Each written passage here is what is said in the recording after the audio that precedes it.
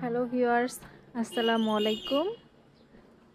এখন হচ্ছে বিকাল। আমি একটু ছাদে এসেছি। আমার ছাদে বেশ কিছু গাছ আছে, তো সেই গাছগুলোতে একটু পানি দিতে আসলাম।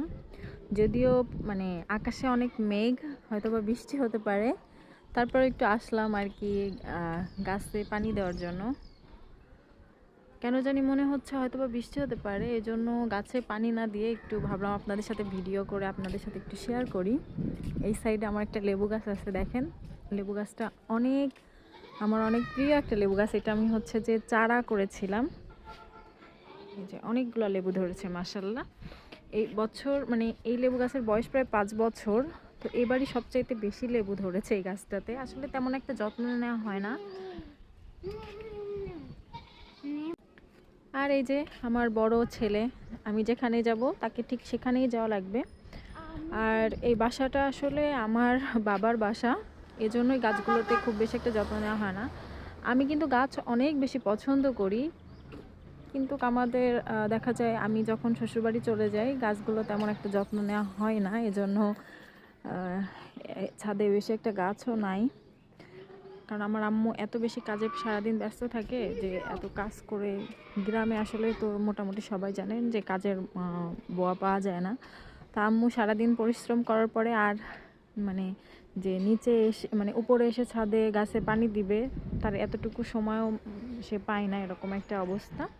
সে কারণে আমাদের বেশি একটা গাছ লাগানো হয় না। আর এটা হচ্ছে একটা লাউয়া গাছ হয়েছে। এটা হঠাৎ করেই হয়েছিল এই লাউয়া গাছটা।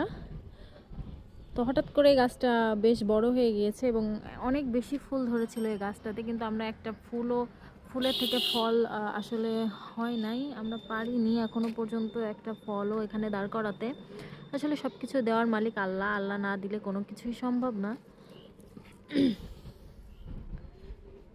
তো আর যেহেতু লেওয়া গাছটা অনেক বেশি ছোট এখনো পর্যন্ত, এই জন্য আমার কাছে মনে হয়েছে যে ছোট বলে হয়তো বা ফল দাঁড়াচ্ছে না, হয়তো বা আস্তে আস্তে দাঁড়াতে পারে।